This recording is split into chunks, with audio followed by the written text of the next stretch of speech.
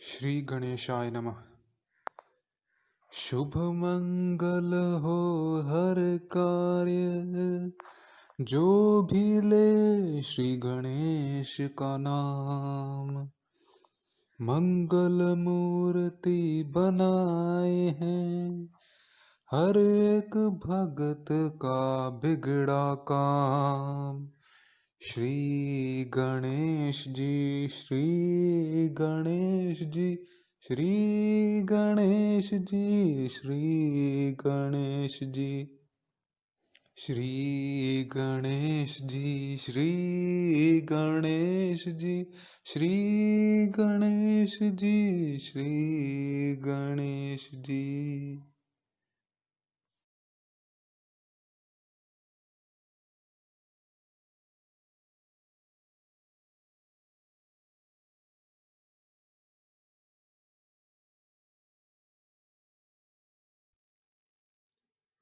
नमस्कार दोस्तों, शिवरात्रि में आपका स्वागत है।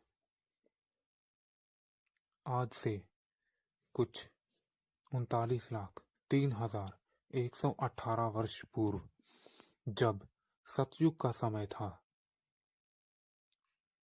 तब इस धरती पर देव अस्तित्व में आए। शिव महापुराण के अनुसार बताया गया है कि भगवान शिव निर्गुण और निराकार हैं। शिव की महिमा करने में वेद भी असमर्थ हैं। भगवान शिव का नाम जो भी लेता है वह दुखों से मुक्ति पा जाता है और उसे कई पापों से छुटकारा मिल जाता है। शिव तो निर्गुण और सगुण दोनों रूप कहलाते हैं। उन्होंने संसार को उत्पन्न किया। वह प्रलय काल में संसार को नष्ट कर स्वयं स्थित रहते हैं।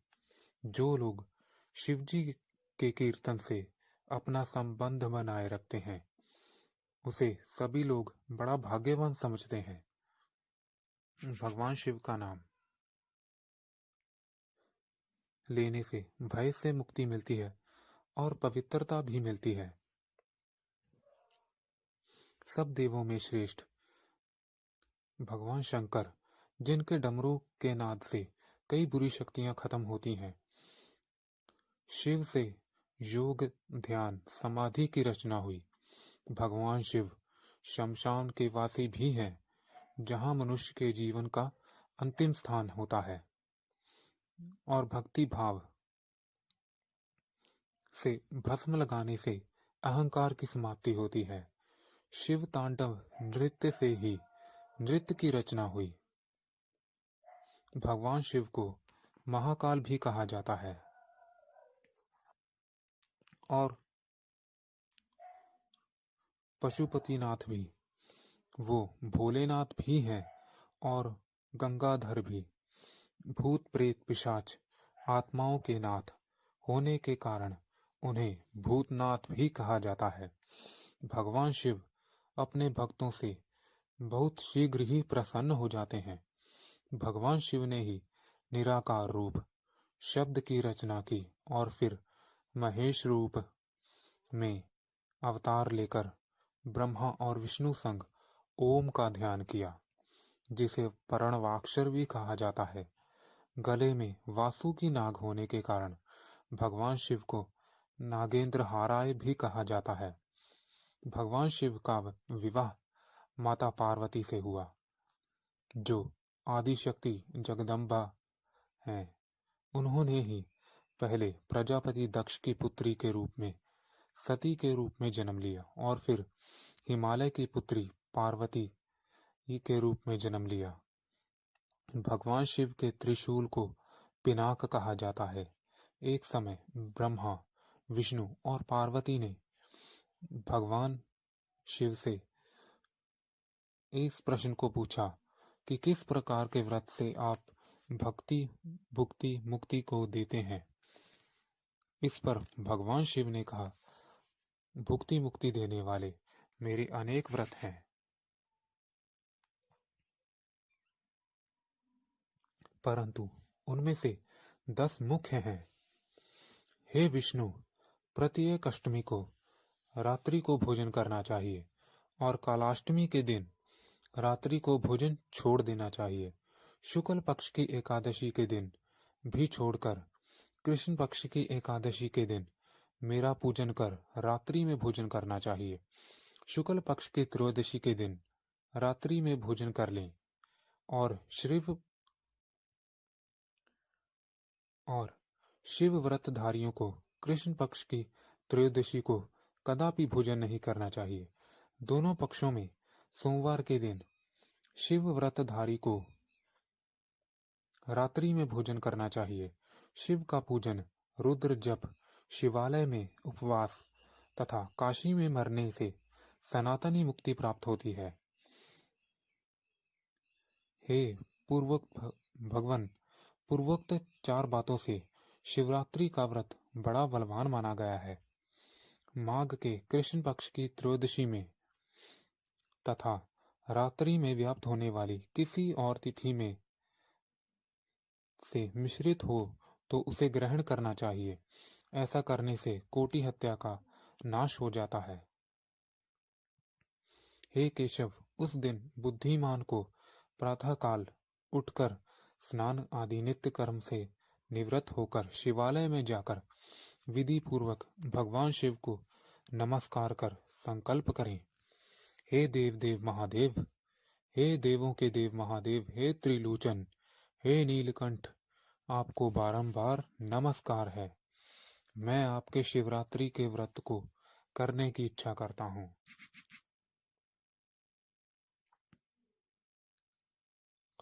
इस प्रकार संकल्प करके पूजा की सामग्री सहित शास्त्रों में प्रसिद्ध ज्योतिर्लिंग को सुंदर स्थान में स्थापना करें। पूजन के निमित्त उस सामग्री को शिव के समक्ष स्थिर कर फिर व्रती मनुष्य विधि पूर्वक स्नान कर शिव वस्त्र को धारण करें। 3 बार आचमन कर शिव पूजन प्रारंभ करें। ओम नमः शिवाय। ओम नमः शिवाय मंत्र को जप कर गीत बाजे तथा नृत्य भक्ति भाव से सहित युक्त हो।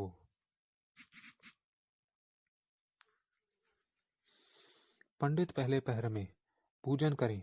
जिस मंत्र का जो द्रव्य हो उसी मंत्र से पूजा करें। बिना मंत्र के शिव की पूजा ना करें। मंत्र ओम नमः शिवाय जपते हुए ही श्रेष्ठ पार्थिव लिंगों का निर्माण करें और नित्य क्रिया के पश्चात ही पूजें। अनेक स्तोत्रों से शिवजी का पूजन करें और शिवजी को संतुष्ट करें। व्रत के महात्म्य को पढ़ें और जब समाप्ति की इच्छा हो तब उसे सुने। चारों पहर में शिवजी की मूर्तियों की पूजा करें। महोत्सव करें। रात्रि में जागरण करें। प्रातः काल फिर स्नान कर शिव की स्थापना कर पूजन करें। फिर प्रार्थना करें। हाथ जोड़कर, सिर झुकाकर, कंधे झुकाकर बारंबार प्रणाम करते हुए व्रत को समाप्त करें।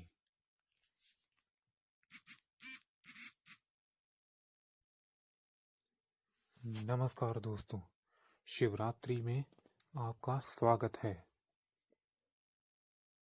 आज से कुछ 39 लाख। नमस्कार दोस्तों, शिवरात्रि में आपका स्वागत है।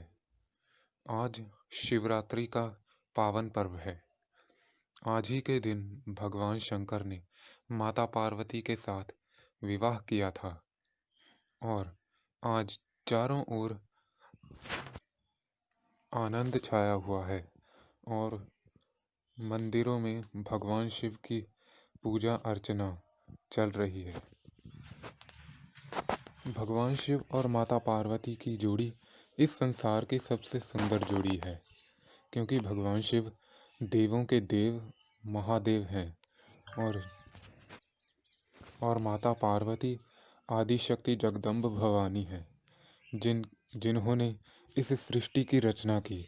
भगवान शिव और माता पार्वती का विवाह आज ही के दिन हुआ था और उसी को उसी को श्रेष्ठ समझकर शिवरात्रि का पावन पर्व मनाया जाता है। माता पार्वती ने भगवान शिव की तपस्या कई वर्ष की। माता पार्वती को बचपन से ही भगवान शिव की तपस्या करने में रुचि थी और फिर कुछ समय पश्चात उन्होंने अपनी माता पिता से आज्ञा लेकर वन में जाकर तपस्या करनी आरंभ कर दी। भगवान शिव ने कई बार माता पार्वती की कई रूपों में परीक्षा ली और अंततः भगवान शिव माता पार्वती से प्रसन्न होकर उन्हें दर्शन देने चले गए और फिर भगवान शिव ने माता पार्वती से कहा कि आप वरदान मांगिए और माता पार्वती ने कहा कि मैं आपको पति रूप में स्वीकार करना चाहती हूँ, मैं आपको पति रूप में पाना चाहती हूँ। तो भगवान शिव ने तथास्तु कह दिया और उसके पश्चात भगवान शिव के विवाह की तैयारियां आरंभ हो गईं। फिर भगवान शिव भूत प्रेत ब्रह्मा विष्णु महेश और देवी देवताओं के संग बारात लेकर हिमाचल के द्वार चल पड़े।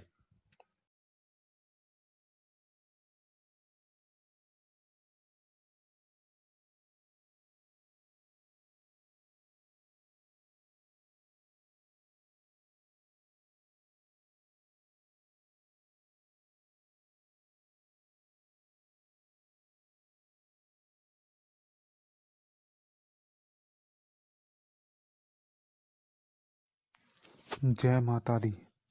शुंभ निशुंभ गर्जनी प्रचंड मुंड खंडिनीं वने रणे प्रकाशिनी भजामि विंध्यवासिनीं त्रिशूल मुंड धारिणी धरा विख्यात हारिणी ग्रहे ग्रहे निवासिनी भजामि विंध्यवासिनीं दारिद्र दुख हारिणी सदा विभूति कारिणीं वियोग शोक हारिणी भजामि विंध्यवासिनीं लसत्लोल लोचनम लता सदंबर प्रदाम कपालशूल धारिणीं भजामि विंध्यवासिनीं कराभजदानधरा शिव शिवा प्रदायिनीं वरावारनना शुभां भजामि विंध्यवासिनीं ऋषीन्द्र जामिनी प्रदा त्रिदा स्वरूपम धारिणीं जले थले निवासिनी भजामि विंध्यवासिनीं विशिष्ट सृष्टिकारिणी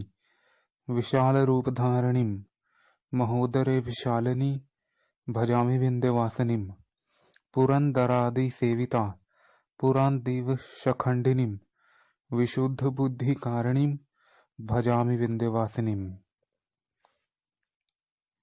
इस ब्रह्मांड में दो तरह की ताकतें होती हैं, एक अच्छी और एक भाग का नाम है शिवा वर्सेस साटन। साटन का मतलब शैतान। इस ब्रह्मांड में दो तरह की शक्तियां होती हैं, एक अच्छी और एक बुरी, जो दिखाई नहीं देती, सिर्फ महसूस की जा सकती हैं। बुरी शक्तियां नींद में स्वप्न में रात को 12 बजे और उसके बाद इन्हें भूत प्रेत पिशाच आत्मा और कई नामों से जाना जाता है। इन चीजों को मैंने भी महसूस किया है। इस ब्रह्मांड में, संसार में दो तरह की शक्तियां होती हैं, एक अच्छी और एक बुरी, जो दिखाई नहीं देती। बुरी शक्तियां जिसे सिर्फ महसूस किया जा सकता है नींद में, स्वप्न में, रात को 12 बजे और उसके बाद इन्हें भूत प्रेत पिशाच आत्मा और कई नामों से जाना जाता है। इन चीज़ों को मैंने भी महसूस किया है। हम किसी भी प्रकार का भय भ्रम नहीं फैलाना चाहते, किंतु ये सत्य है कि ये शक्तियाँ कई बार हमारे बीच, हमारे आसपास भी होती हैं और हमें प्रभावित भी करती हैं, और अपनी अधूरी इच्छाओं और अधूरे कार्यों के कारण विचरण करती हैं। और कभी कभी तो ये अपनी अधूरी इच्छाओं को हमारे द्वारा भी पूर्ण करवाती हैं। इसमें कोई भी संदेह नहीं, केवल भगवान की कृपा से इन्हें दूर भगाया जा सकता है। ये कई बार तो इतनी शक्तिशाली हो जाती हैं कि मनुष्य के शरीर पर कब्जा करके उसकी जान भी ले लेती हैं। कुछ लोग अपने फायदे के लिए या किसी से बदला लेने के लिए इन्हें अपने वश में कर लेते हैं। ये ज्यादातर मांस, दूध और संभोग की पूर्ति के लिए विचरण करती हैं और भटकती हैं। कुछ लोग इन चीजों पर विश्वास नहीं करते और इनका उपहास करते हैं। कुछ दुष्ट आत्माएं काफी खतरनाक होती हैं और ये वायु तत्व में शामिल होती हैं। केवल भगवान की कृपा पाठ से ही ये पीछा छोड़ती हैं, जैसे हनुमान चालीसा, श्री हनुमान चालीसा, शिव तांडव स्तोत्रम, शिव चालीसा, दुर्गा चालीसा और अन्य देवी देवताओं और भगवानों के मंत्र पाठ से ये इंसान को छोड़ देती हैं। रात्रि में 2 प्रकार की अवस्था होती है। पहली 12 बजे से 3-3:30 बजे तक, जब चारों ओर शांति होती है, और दूसरी 3 से 6 शुभ प्रभात।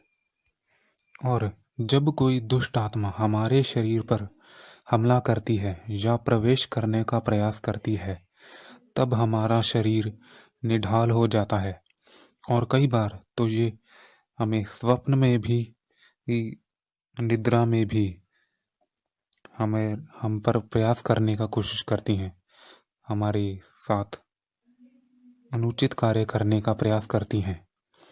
कुछ प्रकार निद्रावस्था में होता है। हमारा शरीर उसके बचाव हेतु पाठ पूजन एवं पवित्रता मन से और शारीरिक प्रकार से होनी चाहिए। 12 से 3 को हम वो समय कह सकते हैं जब कई बुरी शक्तियां शक्तिशाली हो जाती हैं और किसी को भी अपना शिकार बना सकती है। जब दुष्ट आत्मा हमारे शरीर को छोड़ती है तो हम होश में आ जाते हैं। हमारा शरीर पूर्ण रूप से हमारा शरीर पर पूर्ण रूप से अधिकार होता है। हमारे इस कार्यक्रम को आपके सामने लाने का उद्देश्य है कि बुरी शक्तियां और अच्छी शक्तियों का अनुभव कैसा होता है। अनुभव साझा करना हमारा उद्देश्य है।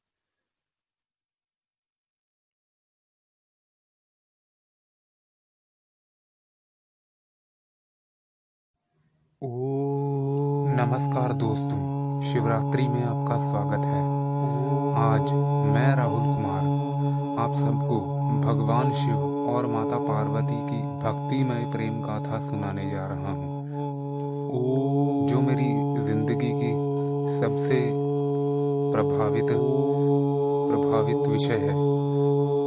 इस विषय के बारे में मैं बहुत कुछ आज आपसे बातें साझा करने जा रहा हूँ और ये मेरा सबसे पसंदीदा विषय है, भगवान शिव और माता पार्वती का प्रेम और उनकी भक्ति।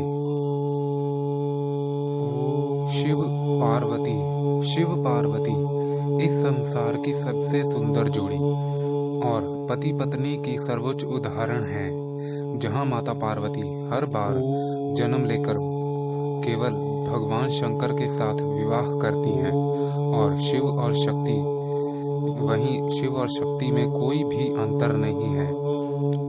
उन्हें पुरुष और प्रकृति भी कहा जाता है। उन्हें कोई भी छोटा बड़ा नहीं है, दोनों एक समान है। ना पुरुष उच्च है ना स्त्री उच्च है और न पुरुष नीच, अर्थात दोनों में कोई अंतर नहीं है। और शिव ने पार्वती के सिवा किसी और स्त्री से नहीं मिलन किया। शिव केवल पार्वती के लिए है और पार्वती केवल शिव के लिए।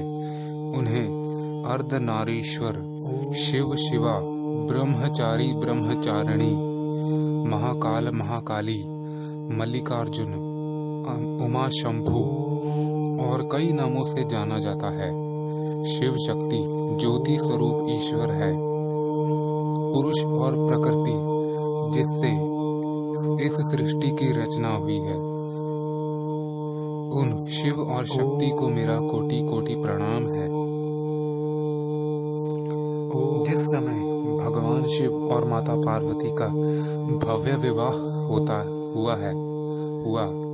जिस समय भगवान शिव और माता पार्वती का भव्य विवाह हुआ, उस समय चारों ओर माहौल आनंदमय होता है।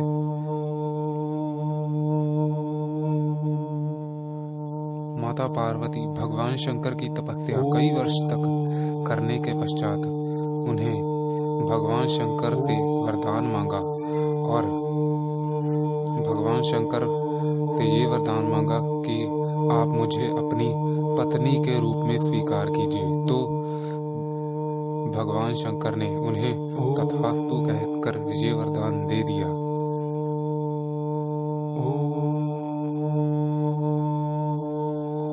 शिव और पार्वती का प्रेम एक ऐसी उदाहरण है जो हम सब के लिए भक्ति और प्रेम के संग गृहस्थ जीवन की सर्वोच्च उदाहरण है। भगवान शिव जो देवों के देव महादेव हैं, पर्वतों पर रहने वाले, भूत प्रेतों के राजा और दूसरी तरफ महलों में रहने वाली सुंदर रूप छवि वाली राजा हिमाचल की पुत्री पार्वती, जिन्हें गौरी और उमा भी कहा जाता है। माता पार्वती माँ आदि शक्ति का अवतार है, जो पहले सती और फिर पार्वती के रूप में जन्मी। गौरी को बचपन से ही भगवान शंकर की भक्ति में रुचि थी। उन्होंने कई वर्ष तक भगवान शिव का कठोर तप करके उन्हें पति रूप में पाया। इन्हीं का एक रूप अर्धनारीश्वर भी है। भगवान शिव और माता पार्वती पति पत्नी की एक संपूर्ण पत्नी की एक सर्वोच्च उदाहरण है। इनके बारे में जितना भी बताऊं उतना कम है। जिन लोगों ने भगवान शिव की सच्ची भक्ति की, उन्हें उनकी अनुभूति होती है और भगवान शिव स्वयं अपने भक्तों से बहुत प्रेम करते हैं और हर संकट में उनकी रक्षा करते हैं। भगवान शिव अपने भक्तों को उनकी आवश्यकता और इच्छा के अनुसार उनके वर भी देते हैं और उनकी कामनाएं भी पूर्ण करते हैं। मां सती के वियोग में भगवान शिव ने क्रोध में आकर तांडव किया और भगवान शिव ने अपनी जटा से एक बाल उखाड़कर फेंक दिया और वीरभद्र को प्रजापति दक्ष का सर काटने के लिए भेज दिया। पश्चात सती के शरीर को अपने कंधे पर लेकर सृष्टि में चारों ओर घूमते रहे और मनुष्यों जैसे रोने लगे। शिव शक्ति के कई नाम हैं, जैसे उमा महेश, मल्लिकार्जुन, शिव शिवा, महाकाली महाकाल, महादेव महादेवी, उमानाथ, गौरीनाथ। गौरी शंकर और गौरी, शिव और शक्ति, दोनों में कोई छोटा या बड़ा नहीं है, दोनों एक समान है। आदि शक्ति जो अन्नपूर्णा है और भगवान शिव सृष्टि के रचयिता। भगवान शिव और माता पार्वती से हमें ये सीखना चाहिए। भगवान शिव केवल माता पार्वती से प्रेम करते हैं और उनके अलावा किसी और से नहीं, किसी अन्य स्त्री से नहीं। वही माता पार्वती भी भगवान शिव के अलावा किसी और की कल्पना भी नहीं कर सकती। इसके लिए उन दोनों के आपसी प्रेम और एक दूसरे के प्रति समर्पण को इसका कारण समझना चाहिए।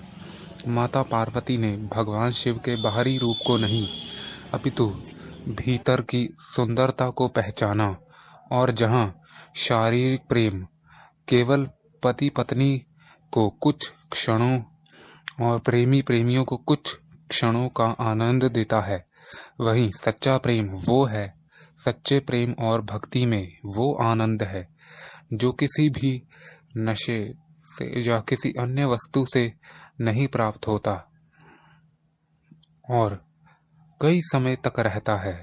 हालांकि इसे सच्चे प्रेम को हासिल करना बहुत कठिन है,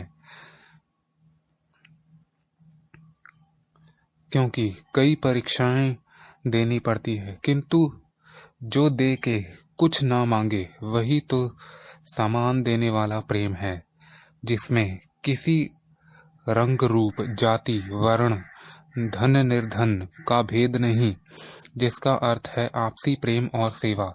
इस बंधन में त्यागने योग्य है तो केवल अहम, ईर्ष्या, कामसिक सोच और लोभ, जहाँ प्रकृति हमें आपसी प्रेम सिखाती है और प्राकृतिक सुंदरता को पहचानना और सादगी के साथ स्वीकार करना सिखाती है, वहीं आजकल हम इतने व्यस्त हो गए हैं कि केवल स्वयं के बारे में सोचते हैं। आज शिव पार्वती जैसी जोड़ी के जीवन और व्यक्तित्व से हमें बहुत कुछ सीखने की आवश्यकता है और इस शिक्षाओं पर आप स्वयं ही नहीं, मैं भी चलने का प्रयास करता रहूंगा। इसी के साथ धन्यवाद। जय शिव शक्ति। अगर आपको ये वीडियो पसंद आई तो लाइक करें, हमारे चैनल को।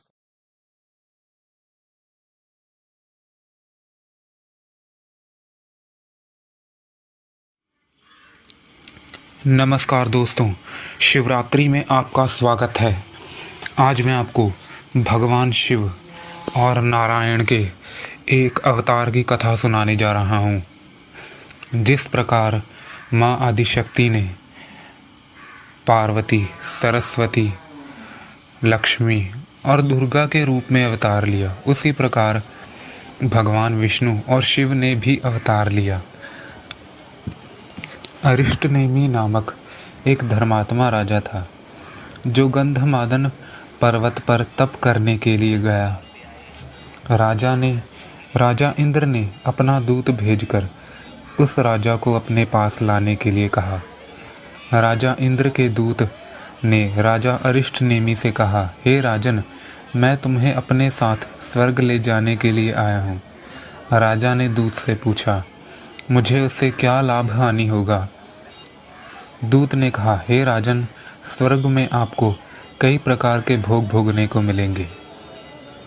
आपको आपके कर्मों के अनुसार भोग भोगने को मिलेंगे, किंतु उसके पश्चात जब आपके पुण्य क्षीण हो जाते हैं, तब उसी क्षण मनुष्य को मृत्यु लोक में भेज दिया जाता है। यही स्वर्ग के लाभ और हानि है। तब राजा ने कहा, हम उस स्वर्ग के योग्य नहीं हैं, हमें उसकी इच्छा भी नहीं है। इस प्रकार राजा ने दूत का प्रस्ताव अस्वीकार कर दिया। दूत से सब वृतांत सुन राजा इंद्र बहुत प्रसन्न हुआ और दूत से कहा, तुम फिर राजा के पास जाओ, वह संसार से उपराम हुआ है, उसको अब आत्मपद की इच्छा हुई है, इसलिए तुम उसको वाल्मीकि जी के पास लेकर जाओ, जिन्होंने आत्म तत्व को आत्मकार जाना है।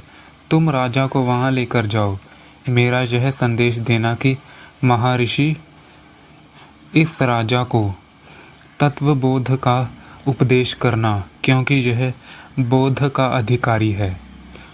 इसको स्वर्ग की इच्छा नहीं, इससे तुम इसको तत्व बोध का उपदेश करो और यह तत्व बोध पाकर संसार दुख से मुक्त हो। दूत जब राजा के पास जाकर कहने लगा कि हे राजन, तुम संसार समुद्र से मोक्ष होने एक निमित्त वाल्मीकि जी के पास चलो, तो वो उपदेश करेंगे। तब राजा चलने को तैयार हो गया। वहां पहुंचकर दूत ने राजा को वाल्मीकि जी के पास बैठा दिया और राजा प्रणाम कर इंद्र का संदेश देने लगा। राजा को प्रणाम कर इंद्र का संदेश देने लगा। तब वाल्मीकि जी ने कहा, हे राजन, कुशल तो है? राजा बोले, हे भगवन, आप परम तत्वज्ञ और वेदांत जानने वालों में श्रेष्ठ हैं। मैं आपके दर्शन से कृतार्थ हुआ और अब मुझको कुशलता प्राप्त हुई है। हे प्रभु, मेरी एक आशंका है, कृपया दूर कीजिए कि संसार बंधन से कैसे मुक्ति हो। इतना सुन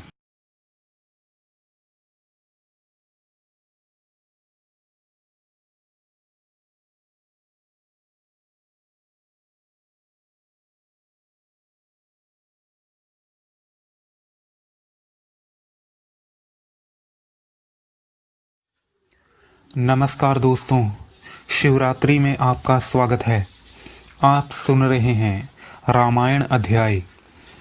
पहले भाग में आपने जाना, जब राजा अरिष्टनेमि गंधमादन पर तपस्या करने गए तो राजा इंद्र ने अपने दूत को उनके पास भेजा और स्वर्ग का प्रस्ताव पेश किया, पर राजा ने उसे ठुकरा दिया क्योंकि राजा को आत्मपद की इच्छा हुई थी।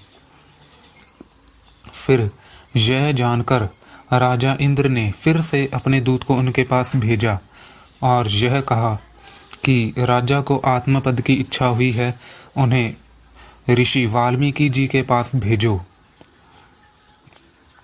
तो जब राजा अरिष्टनेमि वाल्मीकि जी के पास गए तो उन्होंने वाल्मीकि जी से संसार बंधन से मुक्ति पाने का उपाय पूछा। वाल्मीकि जी ने कहा, संसार बंधन से मुक्ति पाने का उपाय केवल महारामायण औषध है। वह श्री रामचंद्र जी और ऋषि वशिष्ठ जी का संवाद है। राजा ने वाल्मीकि जी से पूछा, रामचंद्र जी कौन थे और उन्हें संसार से मुक्ति कैसे प्राप्त हुई? तब वाल्मीकि जी ने कहा, रामचंद्र जी भगवान विष्णु के अवतार हैं। सनत कुमार, देव शर्मा और भृगु के शाप से नारायण ने मनुष्य के रूप में अवतार लिया। इस अज्ञान रूपी वासना का नाश करने के लिए ब्रह्म विद्या ही उपाय है। एक दिन राम जी अध्ययनशाला से विद्या पढ़कर आए तो उनके मन में तीर्थ यात्रा का विचार आया। अपने पिता दशरथ और उनके गुरु योग वशिष्ठ जी से आज्ञा पाकर राम जी गंगा, यमुना, सरस्वती आदि तीर्थों में स्नान कर शालग्राम, बद्री, केदारनाथ धाम आदि में दर्शन और स्नान करने गए। फिर एक वर्ष पश्चात अपने नगर में आए। उस समय उनकी आयु 16 वर्ष की हो चुकी थी। फिर वाल्मीकि जी ने कहा, एक दिन राजा दशरथ से मिलने विश्वामित्र जी आए। जब विश्वामित्र जी राजा दशरथ से मिलने आए तो वशिष्ठ जी, जो राजा दशरथ के गुरु थे, वो उनके पास थे। विश्वामित्र जी ने राजा दशरथ के पास आकर उन्हें कहा, मैंने 10 गात्र यज्ञ का आरंभ किया, किंतु खर और दूषण जो दानव हैं मेरे यज्ञ में आकर विघ्न उत्पन्न करते हैं और यज्ञ को अपवित्र वस्तु डालकर अपवित्र कर देते हैं। हे राजन, आप अपने पुत्र राम जी को मेरे साथ यज्ञ की रक्षा करने हेतु भेज दीजिए, जो राक्षस को मारे और मेरा यज्ञ सफल हो सके। फिर राजा दशरथ ने कहा, हे मुनीश्वर, राम जी अभी कुमार हैं। अभी उन्होंने शास्त्र और अस्त्र विद्या नहीं सीखी। उनके बिना मैं एक क्षण भी नहीं रह सकता। राम जी के बिना लक्ष्मण, शत्रुघ्न, भरत और माताओं के भी प्रिय हैं। वह सभी भी राम जी के बिना नहीं रह सकते। विश्वामित्र के चरणों में राजा दशरथ ऐसे गिरे जैसे सूर्यपदा शिवजी के चरण विंद में गिरे थे। आज के लिए रामायण अध्याय बस इतना ही। रामायण अध्याय का तीसरा भाग जल्द ही मैं आपके सामने लेकर आऊँगा। तब तक के लिए धन्यवाद। और शिवरात्रि कार्यक्रम इसी तरह से देखते रहिए।